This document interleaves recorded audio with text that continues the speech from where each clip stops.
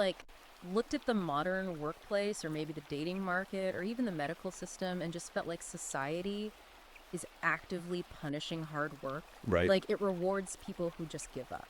Yeah, that systemic advantage. Exactly. Like, there's this systemic advantage given to those who, step off the gas, while the men who are out there breaking their backs to keep the engine of civilization running, they're somehow painted as the villains. It's a very specific, very modern tension. Yeah. We're looking at a system where the traditional markers of male success, I mean, things like relentless drive, stoicism, physical endurance, Right. they're increasingly pathologized. Right. While surrender is just, subsidized. Totally.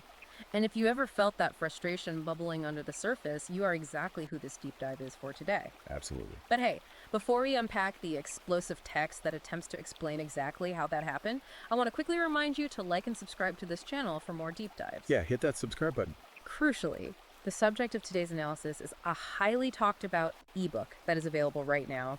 You need to go check Amazon Kindle and Google Play Books to buy it. It's a must-read if you want the full context. And you should also follow the author at Conradser Riker. That's at CONRADNRIKER on his Substack, as well as on Twitter and YouTube, because today's mission is just a massive one. It really is. We are diving into Conrad Riker's 2026 manifesto, Self-Inflicted Crippling.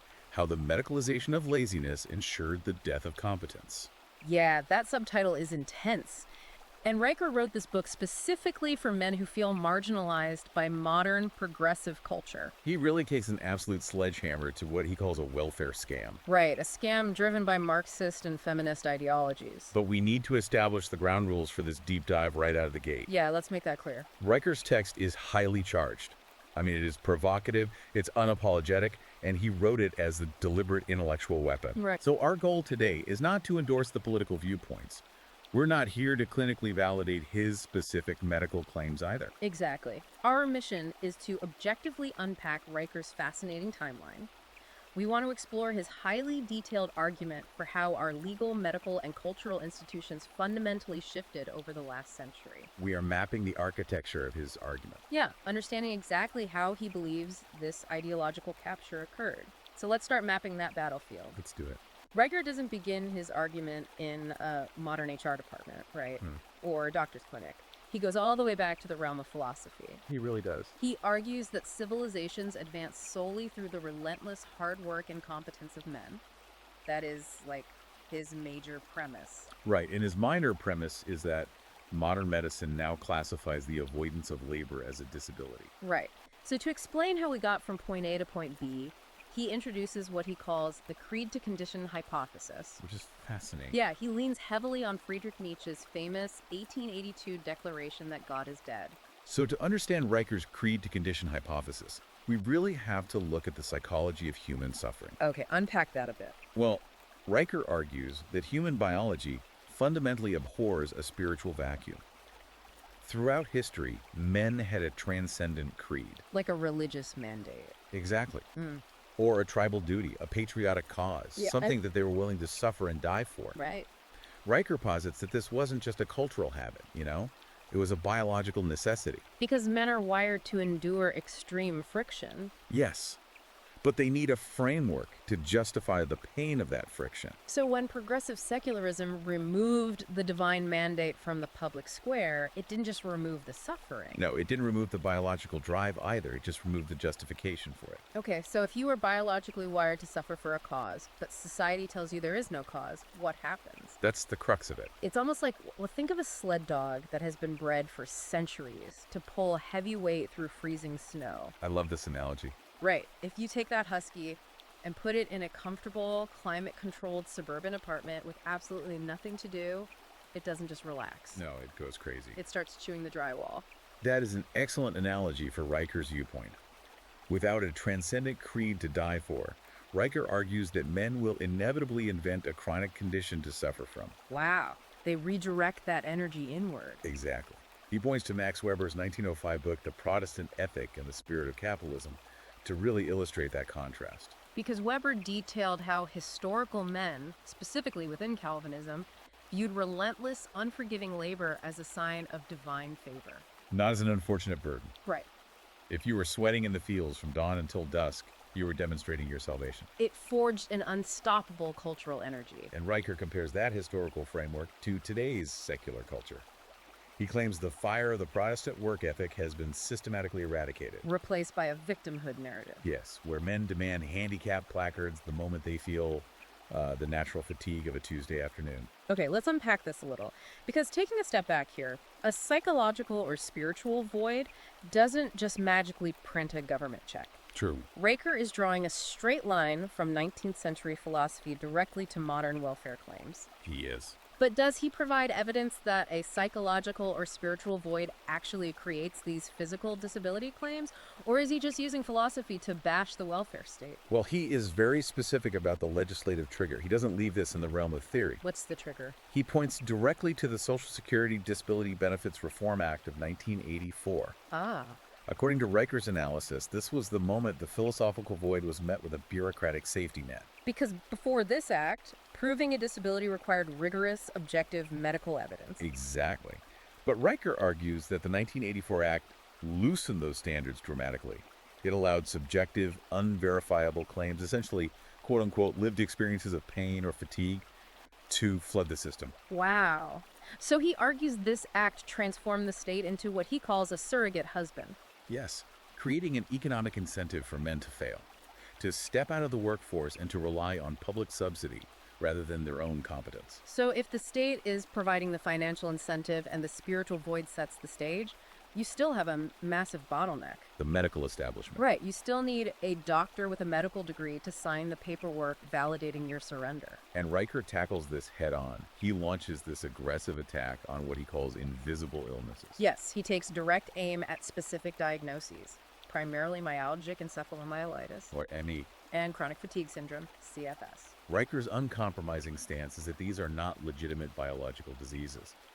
He says they are fabricated excuses subsidized by a terrified medical system. And to back this up, he uses the establishment's own documentation against them. Yeah. He cites the CDC's 2024 guidelines and a major 2015 Institute of Medicine report. Right, and both of these massive institutional documents concede a critical point. There is no specific objective diagnostic test. And no reproducible biomarker for ME/CFS. You cannot do a blood draw, an MRI, or a genetic swab and definitively prove a patient has this condition. And Riker seizes on that admission completely. He argues that if a condition cannot be objectively measured or observed under a microscope, it is a psychological surrender to laziness. Not a physical disease. Right. He actually refers to the process of obtaining this diagnosis as the tactical schemata of the malingerer. He describes it almost like a heist. He really does. Yeah. He claims patients engage in the brain fog performance. Oh man, the brain fog performance. That's where they go into a neurologist's office and deliberately fail basic cognitive tests. Yeah, pretending they suddenly can't do simple subtraction or remember 3 common words, all to secure this medical shield against the demands of the workforce. But then how does he counter the actual physiological claims of CFS patients? Because they report real pain. Well, he relies heavily on strict biological laws, specifically Wolff's Law and Davis's Law. Which are fundamental principles of anatomy. Exactly. Wolff's Law states that bone will adapt to the mechanical loads placed upon it. If you lift heavy weights, your bones become denser. And if you go to space where there is no gravity, your bones dissolve. Davis's law applies the exact same principle to soft tissue, like muscles and tendons. So the human body is a ruthless efficiency machine. Yes, it will not maintain expensive muscle tissue or dense bone if it is not being forced to use it. So when a CFS patient complains of post-exertional malaise, which is like the hallmark symptom, right? Right, this crushing severe fatigue after even minor physical activity. Riker is arguing that this isn't a symptom of a mysterious viral disease. Exactly. Riker claims it is simply delayed onset muscle soreness, or DOMS. Experienced by a profoundly deconditioned body. From his perspective, it is the natural agony of a sedentary, unconditioned nervous system crying out because it has literally forgotten how to perform mechanical work. So if you haven't stressed your cardiovascular system in 3 years, walking up a flight of stairs is going to feel like a traumatic medical event. But Riker argues the medical establishment, instead of telling the patient to condition their body, labels the natural friction of life as a pathology. Here's where it gets really interesting. Makes me think of an analogy. Imagine you have a high-performance sports car, and you leave it sitting in a damp garage for a year. Okay. You don't drive it, you don't turn the engine over. When you finally try to start it, the battery is weak, the oil has settled, the belts are stiff, it's going to sputter, smoke, and shake. Right. Riker is arguing that modern medicine looks at that sputtering car and says, oh, your engine has an invisible, incurable disease. But any mechanic would tell you, no, the engine is fine, you just let it rot.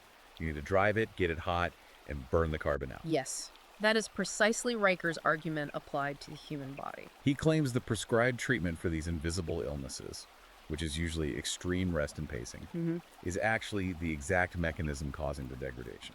But how does Riker account for the historical record? Because progressive activists and disability advocates point to historical precedents to prove MECFS is real. Like the 1955 Royal Free Hospital outbreak in London. Exactly. That's often cited as the origin point of the ME diagnosis. Hundreds of hospital staff suddenly fell ill with mysterious fatigue and neurological symptoms. Does he just wave that away? He doesn't wave it away, he recontextualizes it entirely. He dives into the contemporary reports, pointing out that the Royal Free Gazette, at the time, documented a highly stressful environment of mass anxiety among the predominantly female nursing staff. So he frames it not as a viral pathogen, but as a documented case of mass psychogenic illness. Essentially, contagious hysteria driven by stress, suggestion, and an unconscious desire to escape grueling nursing duties. Wow. So he views that 1955 event as the historical root of the modern CFS movement, the moment when society first allowed collective psychological stress to masquerade as a biological contagion. And he claims the medical establishment knows this is happening today, but they are too cowardly to stop it. Which brings us to a massive controversy in the UK, the 2011 PACE trial. Yes. The PACE trial is a cornerstone of his argument regarding institutional cowardice. Because in 2011, this massive, rigorously designed trial concluded that cognitive behavioral therapy and graded exercise therapy were the most effective treatments for chronic fatigue. Right. Graded exercise therapy is exactly what it sounds like.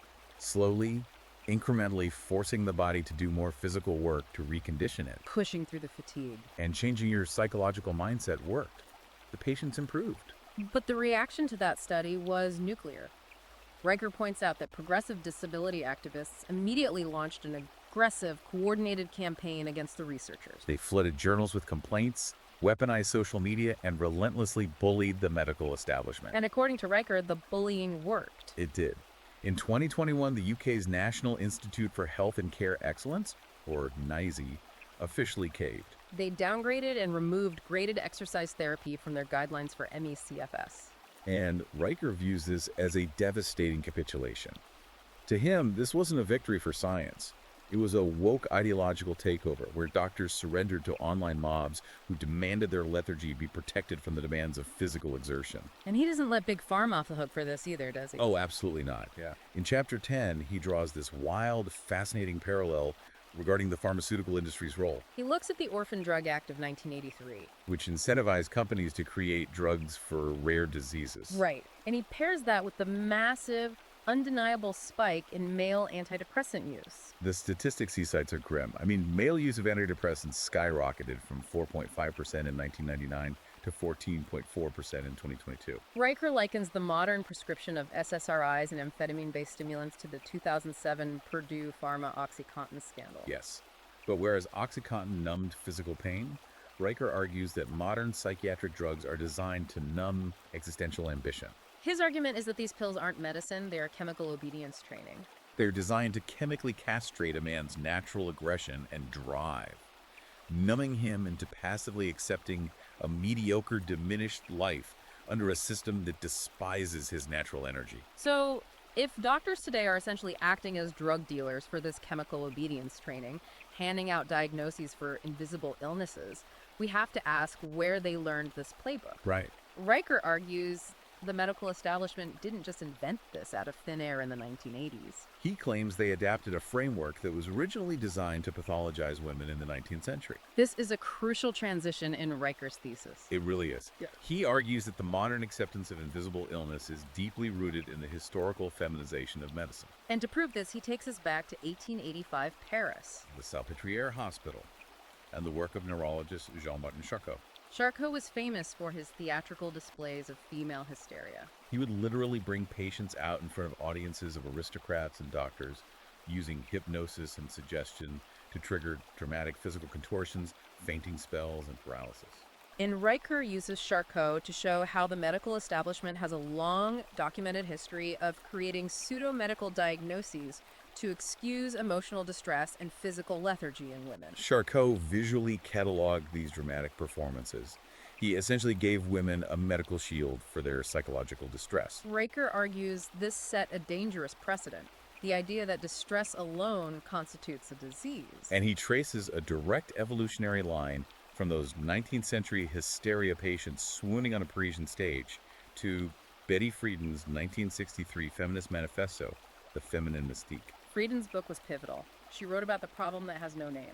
The deep psychological malaise experienced by middle-class suburban housewives in the 1950s and 60s. They had comfortable homes, appliances, and security, but they felt empty and exhausted. But Riker's critique of Friedan is brutal. He argues that Friedan successfully medicalized domestic competence. She took the normal, everyday friction of running a household, raising children, and maintaining a suburban home, and rebranded it as an oppressive, pathogenic disease inflicted by the patriarchy.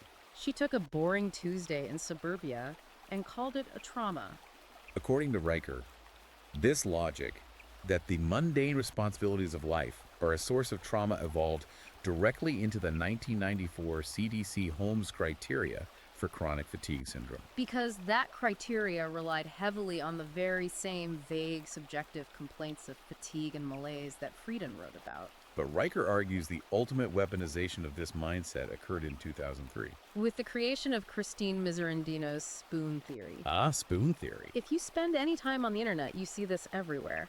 It's the idea that a person with chronic illness only has a certain number of spoons. Which represent units of physical or mental energy. Right, to use each day.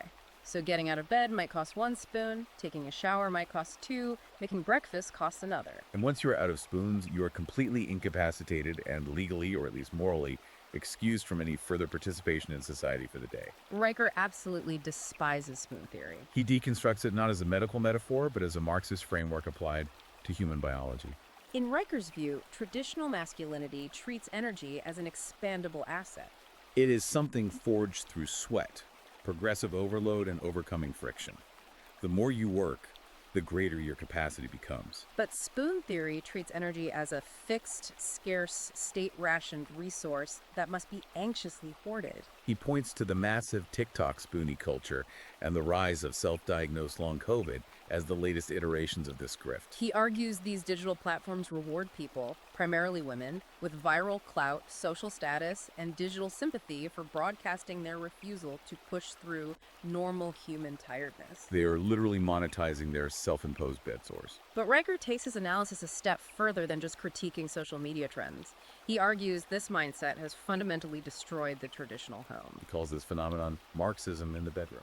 Riker literally quotes Friedrich Engels' 1884 book, The Origin of the Family, Private Property, and the State. Engels argued that the first class oppression in history was that of the female sex by the male.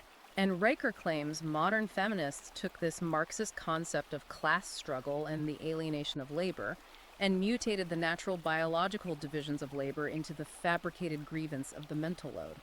Let's unpack the mental load, because this is a massive talking point in modern relationships. The mental load is the cognitive exhaustion women claim to suffer from having to manage the household. Remembering to buy milk, scheduling dentist appointments, keeping track of birthdays. It is the invisible cognitive labor of running a family. And Riker contrasts this invisible mental load with the grueling, highly visible physical and economic labor men perform to keep the lights on and the mortgage paid. He argues that feminists demand society treat this make-believe cognitive burden like remembering to buy groceries, like a traumatic battlefield injury. To Riker, the progressive push for the perfectly egalitarian 50-50 shared chore household is an economic and biological disaster. He views it as a system that inherently mandates domestic inefficiency. Turning the home from a sanctuary of complementary roles into a chaotic battleground of competing egos and ledger keeping. And he points out how we were culturally conditioned to accept the destruction of the competent father figure. He looks at 90s sitcoms. Right. Shows like Everybody Loves Raymond or The Simpsons. Homer Simpson and Ray Barone normalize the bumbling oaf trope. The incompetent dad who can't figure out how to operate a washing machine or microwave a Hot Pocket. Always paired with the brilliant, hyper-competent, long-suffering matriarch who has to manage him like a child. Riker claims this relentless media brainwashing destroyed male authority at home. completely subverting the highly functional patriarchal structure that was previously the norm, like the models outlined in the 1955 Good Housekeeping Guides. And Riker brings empirical data to back up his defense of the modern man's workload. He frequently cites the Bureau of Labor Statistics American Time Use Survey. This is a massive objective data set. According to Riker's analysis of this data, when you combine paid work outside the home with unpaid household labor and childcare, men actually perform more total hours of work per week than women. He argues the left's narrative of the lazy golf-playing patriarch who does nothing around the house is a statistically fabricated myth. He also tackles the popular feminist concept of weaponized incompetence. Oh, this is the idea that a man will deliberately do a household chore poorly, like purposely shrinking a sweater in the wash, so his wife will get frustrated and never ask him to do it again. Riker turns this concept completely on its head. He claims it is women who use their self-diagnosed invisible illnesses, their CFS labels, and their spoony identities as a loaded weapon of incompetence. He argues they use these labels to legally and morally opt out of household duties entirely. Forcing the man to take on the provider role, the protector role, and the domestic role, while she maintains state-subsidized comfort. It is a bleak picture of the modern household. So what does this all mean for the modern household? If Riker claims the egalitarian household is a chaotic battleground of competing egos, does he offer a solution or just a critique of the sitcom dad? His solution is brutally uncompromising. He demands that men unequivocally throw out the false CFS diagnoses, reject the concept of the mental load entirely, and unilaterally reassert patriarchal authority to turn the chaotic house back into a functional hierarchical home. But even Riker acknowledges the immense difficulty of executing that solution, because he believes society has created an inescapable trap for men before they even get to the household stage. This leads us to his analysis of the dating market, the misandrist double bind. This section contains some of Riker's most controversial and piercing analysis. He argues that progressive culture has engineered a deeply toxic, inescapable double standard for modern men. On one hand, society relentlessly shames men for lacking traditional drive. The culture mocks the compliant, submissive, soft boy who lacks ambition. But on the exact same hand, the moment a man exhibits raw, unapologetic, dominant masculinity, the kind of aggression that builds companies and conquers frontiers, he is instantly demonized as toxic, dangerous, and oppressive. It's a catch-22, perfectly designed to ensure men fail no matter what they do. And Riker points to institutional backing for this double bind. In January 2019, the American Psychological Association released highly controversial guidelines for psychological practice with boys and men. The APA explicitly labeled traditional masculinity, specifically defining traits like stoicism, competitiveness, and aggression, as a psychological hazard that causes damage to men and those around them.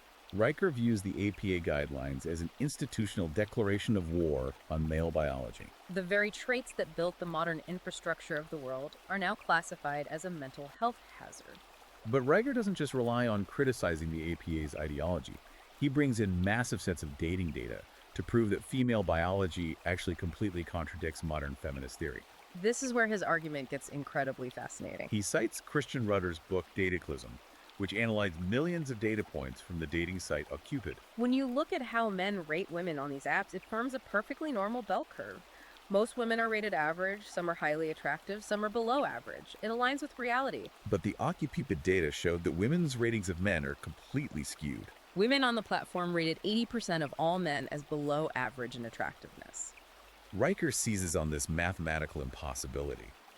He argues this data proves that women possess a visceral, biological disgust for compliant, average men who fail to project traditional, dominant masculine strength. He connects this finding to the evolutionary psychology research of Dr. David Buss. I have to unpack hypogamy here because it's central to his point. David Buss's research focuses on the evolutionary strategies of human mating. Because women bear the massive biological cost of pregnancy and vulnerable child rearing, they evolved to be ruthlessly selective. They are biologically hardwired for hypergamy. The instinct to seek out and mate with men who are of higher status, greater strength, and more dominant social standing than themselves. Precisely. Riker argues that no amount of progressive social engineering can overwrite millions of years of evolutionary biology. Women say they want an egalitarian partner, a vulnerable soft boy who respects progressive boundaries and asks for permission. But Riker argues that the moment a man actually complies with this feminist demand, the woman's ancient biological software kicks in. She instinctively views him as a weak liability, incapable of protecting her from predators or providing resources. And she completely loses sexual attraction to him. And Riker's ultimate proof for this dynamic is wildly out of left field, but honestly, it is incredibly compelling. He doesn't use a scientific journal. He uses the publishing industry. He points to the massive, undeniable financial success of the 50 Shades of Grey franchise. 150 million copies sold worldwide. What's fascinating here is how Riker masterfully deconstructs that cultural phenomenon. The overwhelming majority of the audience for those books and movies were women who nominally support progressive feminist ideals in the public sphere. But Riker argues that women didn't buy 150 million copies of a book about a sensitive feminist ally who meticulously splits the household chores and constantly asks for emotional consensus. No, they bought the fantasy of Christian Grey. A wildly dominant, aggressive, unapologetic billionaire who exerts total financial, physical, and psychological control over the female protagonist. Exactly. Riker asserts this proves beyond a shadow of a doubt that female biology is fundamentally aligned with patriarchal dominance, not progressive equality. The true, unfiltered desire of the female psyche, when protected by the anonymity of a Kindle screen, is complete submission to overwhelming male competence. But let me play devil's advocate and push back on Riker's premise here. Okay, lay it on me. Riker uses a billionaire romance novel to completely debunk progressive gender theory. That's a bold move. But if women are biologically wired to desire dominance, why would they participate in creating a culture that actively suppresses it? Why build a system that outlaws what you want? This is the crux of the issue, and Riker's answer is total ideological capture. He views feminism and Marxism as an ideological virus that successfully overrides natural instincts in the public sphere. He argues that women enforce this progressive culture because, in the short term, it secures them massive advantages. State subsidies, unquestioned cultural sympathy, affirmative action, and freedom from domestic accountability.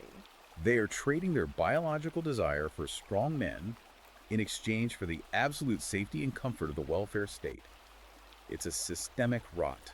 If this ideology is powerful enough to override millions of years of evolutionary mating instincts, then rewriting a school curriculum or a corporate HR manual is child's play. And that's exactly where Riker takes us next. If men are being trapped in the home and the dating market, Riker argues the exact same capture has completely neutered our schools and offices. Riker turns his attention to what he calls the academic gulag. He argues the modern education system is no longer a place of learning, but a highly feminized, sanitized space designed explicitly to punish innate male energy. He points to CDC data showing a stark reality. Boys are diagnosed with ADHD at nearly 3 times the rate of girls. Now, the medical establishment says this is just because boys display symptoms differently. But Riker frames this entirely differently. He doesn't see millions of sick boys. He sees a systematic, state-sponsored chemical sedation of high-energy males. He argues that schools drug boys with amphetamines so their natural disruptive energy doesn't outshine or bother the compliant, sedentary, highly agreeable students that the feminized system prefers. He sees it as a war on male competence starting in childhood. And he tracks the castration of these male spaces through adolescence. He cites the Boy Scouts rebranding to Scouts BSA in 2019. For over a century, the Boy Scouts was a crucible for forging rugged individualism, self-reliance, and masculine virtue. Riker views the inclusion of girls and the softening of the curriculum as a deliberate, calculated eradication of one of the last remaining male-only spaces. Trading merit and toughness for sanitized, gender-neutral compliance. He also mounts a furious attack on Title IX, specifically focusing on the 1972 law's proportionality prong. Title IX was originally designed to ensure equal access to education and sports, which sounds completely reasonable. But Riker argues the proportionality prong is where the Marxist rot took hold. This prong essentially mandates that the gender ratio of a university's athletes must strictly match the gender ratio of the student body. Because female enrollment in universities now vastly outpaces male enrollment, Schools are forced to artificially balance the numbers, Right. If a school is 60% female, 60% of the athletes have to be female. but men are biologically more driven to participate in hyper-competitive sports. So, to meet this arbitrary quota, universities don't just add women's teams, they systematically cut hundreds of men's wrestling, swimming, and gymnastics programs. Riker argues this progressive tool was weaponized by toxic feminist ideology to artificially dismantle male merit-based sports to achieve a false mathematical equity. It destroys the crucibles that forge competitive boys into capable men. And once those boys survive the academic gulag and enter the corporate world, they hit a brick wall of progressive legislation.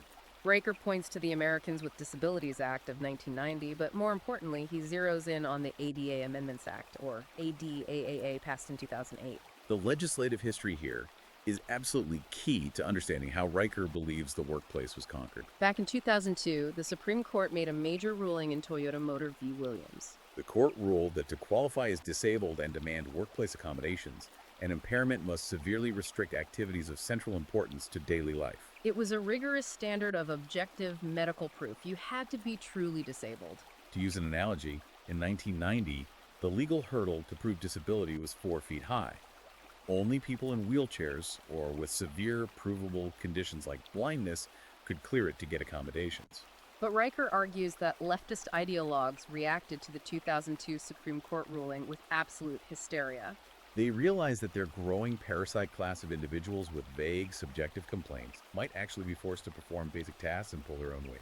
So progressive legislators lobbied heavily and pushed through the ADA in 2008. If the original hurdle was 4 feet high, the ADA essentially lowered the hurdle to a painted line on the ground.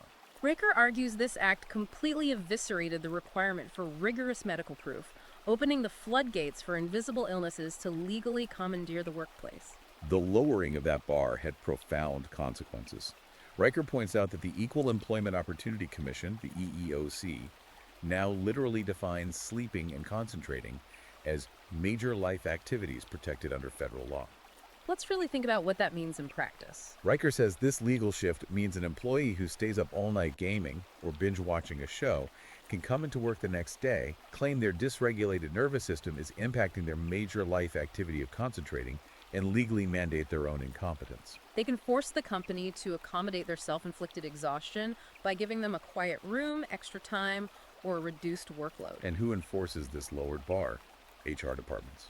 Riker views modern HR not as business facilitators trying to maximize profit, but as a progressive priesthood that actively colludes with malingerers.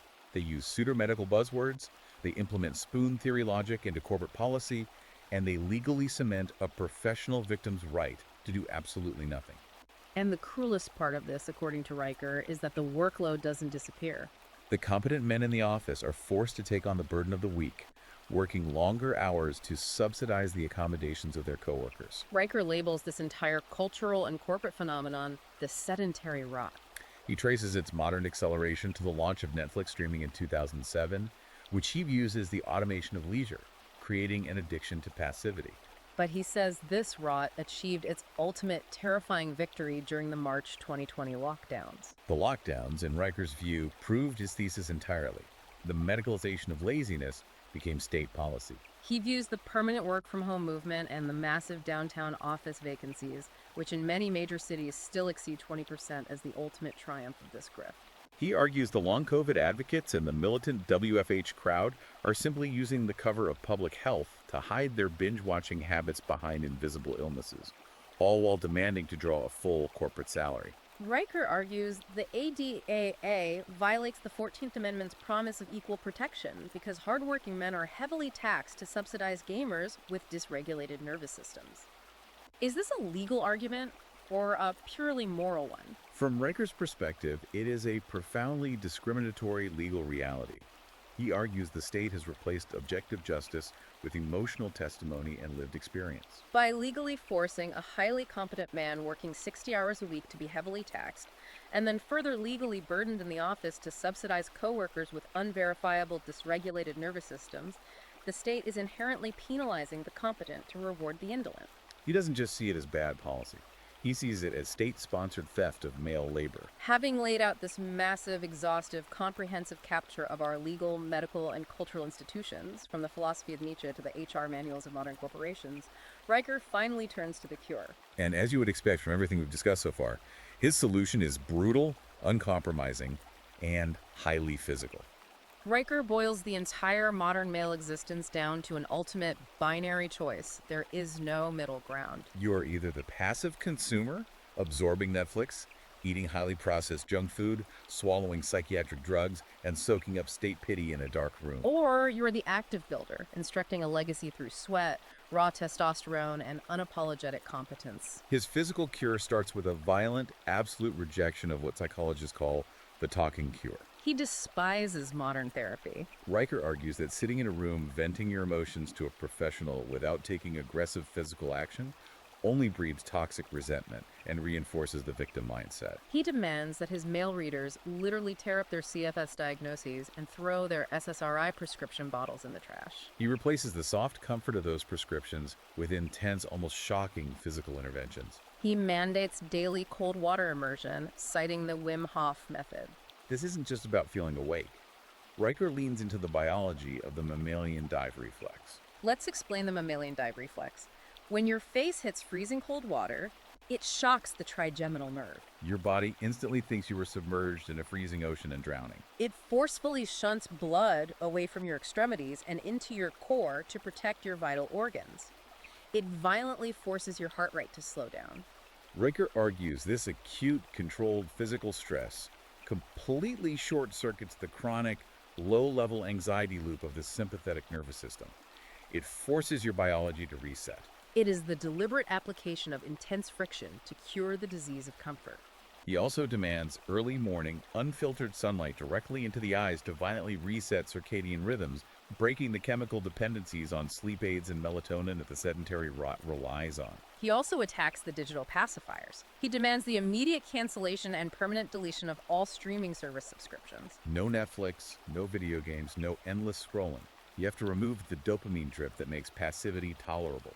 And of course, the cornerstone of his physical cure is heavy weightlifting, specifically focusing on progressive overload. He says the only acceptable prescription for the lethargy of modern life is the heavy iron of a barbell. And Riker uses hard science to back up his demand for intense mechanical stress. He cites NASA's 1970s Skylab studies, which observed astronauts during prolonged weightlessness and bed rest. The NASA data is incredible. It proved that mere weeks of inactivity, simply removing gravity and friction from the human body, leads to profound muscle atrophy.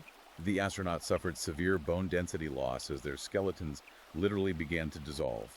Their cardiovascular systems degraded rapidly, and their VO2 max plummeted. Riker weaponizes this NASA data.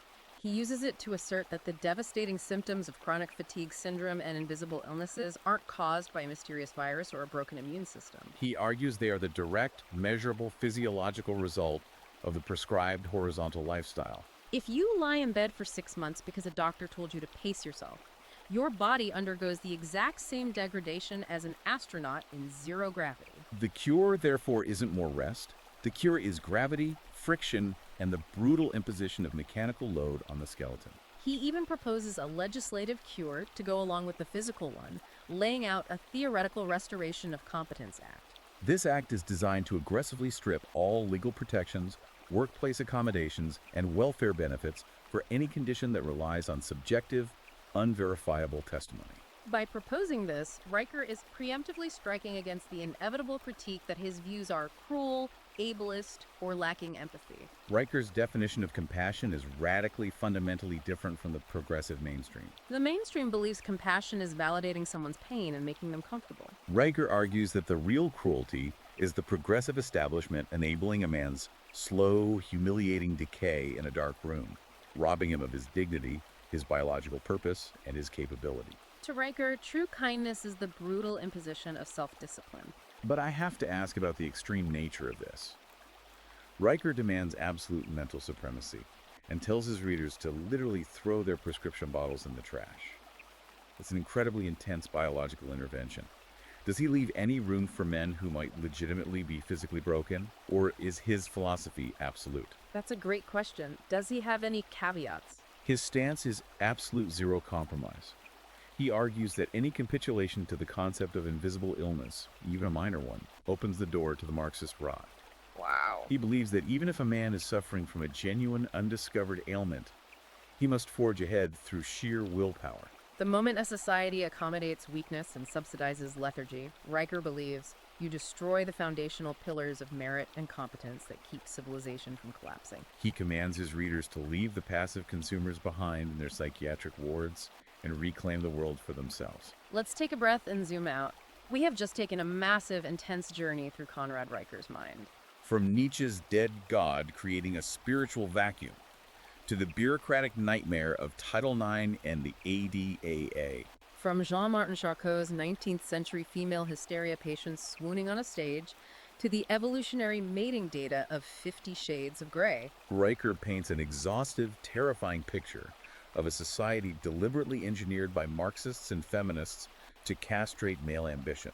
According to his thesis, they achieved this ultimate victory by turning sheer laziness into a subsidized, legally protected medical diagnosis. It is a sweeping, comprehensive worldview. Whether you agree with it or find it appalling, it is undeniably cohesive. He attempts to explain every frustration the modern working man feels, tying evolutionary biology, constitutional law, and progressive culture into one massive misandrist trap. Before we close out this deep dive, we want to leave you with a final provocative thought that builds on Riker's source material, something to mull over on your own regarding the future. Consider the macroeconomic and geopolitical implications of Riker's thesis. If he is right, and the entire legal and medical infrastructure of the West is currently designed to financially subsidize rest over labor, while heavily taxing and punishing competence. What happens to the global economic balance of power if an entire generation of men decides to call the system's bluff? What if they legally opt out of the social contract of work? Can a Western civilization survive on the global stage if its internal legal system protects, funds, and celebrates the right to do absolutely nothing, while rival nations in the East continue to demand relentless physical production and technological advancement from their citizens? That is a chilling thought. A society that subsidizes its own paralysis while the rest of the world accelerates.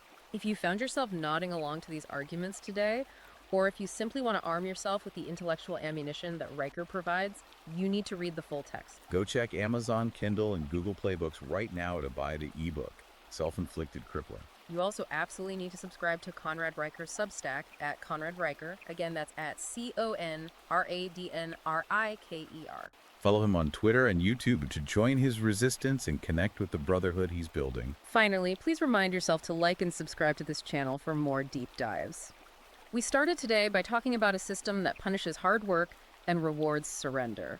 Whether you view Riker as a prophet or a provocateur, one thing is certain. He is demanding that you stop apologizing for your engine and start driving.